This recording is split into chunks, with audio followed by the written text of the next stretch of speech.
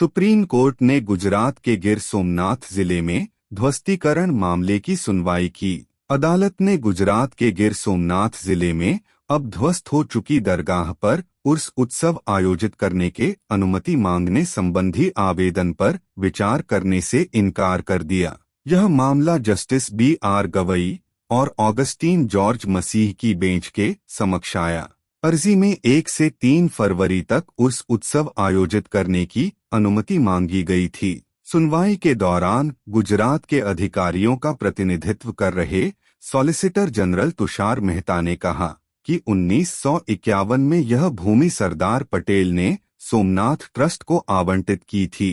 कोई राहगीर अवमानना याचिका दायर कर रहा है और वह मुख्य याचिकाकर्ता नहीं है। मेहता ने अदालत का ध्यान विध्वंस की प्रक्रिया और ध्वस्त की गई संरचनाओं की ओर दिलाया।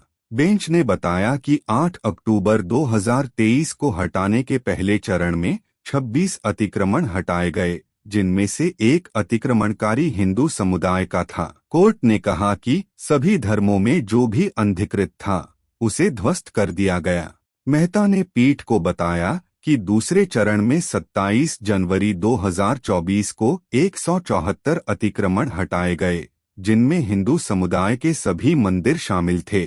मेहता ने दलील दी कि तीसरे चरण में 27 जनवरी और 28 जनवरी 2024 को एक गांव से सार्वजनिक सड़कों पर 155 अतिक्रमण हटाए गए, जिनमें से 147 अतिक्रमण हिंदू समुदाय के सदस्यों के थे और 8 अतिक्रमण मुस्लिम समुदाय के थे। मेहता ने कहा कि चौथे चरण में 40 अतिक्रमण हटाए गए, जो सभी हिंदू समुदाय के सदस्यों के थे। पांचवें चरण में 102 एकड़ सरकारी जमीन को अतिक्रमण से मुक्त किया गया। उन्होंने जोर देकर कहा कि अवमानना की याचिका अदालत के उस आदेश की पृष्ठभूमि में दायर की गई थी, जिसमें कहा गया था कि बिना प्रक्रिया के तोड़फोड़ नहीं की जानी चाहिए। हालांकि अदालत ने यह स्पष्ट कर दिया था कि सार्वजनिक स्थान या सरकारी जमीन पर किसी भी अतिक्रमण को नहीं बचाया जा सकता।